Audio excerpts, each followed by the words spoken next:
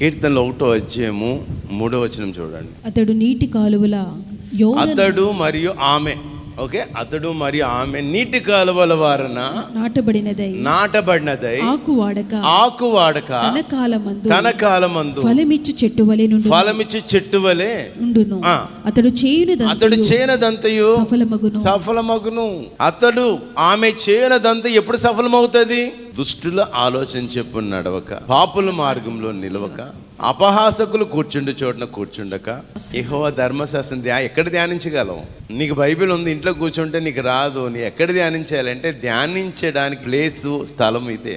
ఇది నీ పరలోకపు గమని. ఇక్కడ నువ్వు మాట్లాడితే ఆ పరలోకం గేట్ దగ్గర గుమ్మంలోనికి ఎంటర్ అవుతానికి ఇది గేట్. లోపలికి వచ్చాక ఇక్కడ నీ కోసం దేవుడు తలుపులు తెరుస్తాడు. ఆమేన్, హల్లెలూయా. యాకోబుకి ఒక పరలోకపు గవని ఇచ్చాడా? పరలోకపు గవని అన్నాడా? అన్నాక మర్చిపోయాడా? ఏమన్నాడు? ఇన్ని పరలోక గవని మర్చిపోయావంటే ఏం చేశాడు? అక్కడ బేతేల్ అనే పేరు పెట్టి అక్కడ తనకున్న అన్నీ కూడా తీసేసి అక్కడ ఏం చేశాడు?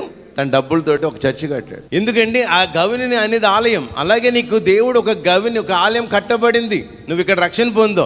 ఇక్కడ నువ్వు వచ్చి నువ్వు ప్రార్థన చేసినప్పుడు, దేవుణ్ణి అడిగినప్పుడు నీ మొర్ర ఆలకించబడుతుంది. హల్లెలూయా. ధ్యానించాలి, ఇక్కడే ధ్యానించాలి. ఇక్కడ వాక్యం చెప్తున్నప్పుడు ఆ వాక్యాన్ని పట్టుకుని ఈ వారాన్ని అంతా కూడా మీ ఫ్యామిలీ మెడిటేట్ చేసి చూడండి. ఇక్కడ నుంచి నిలబడి ఇచ్చిన వాక్యాన్ని గౌరవించండి. ఈ స్థలంలో నుంచి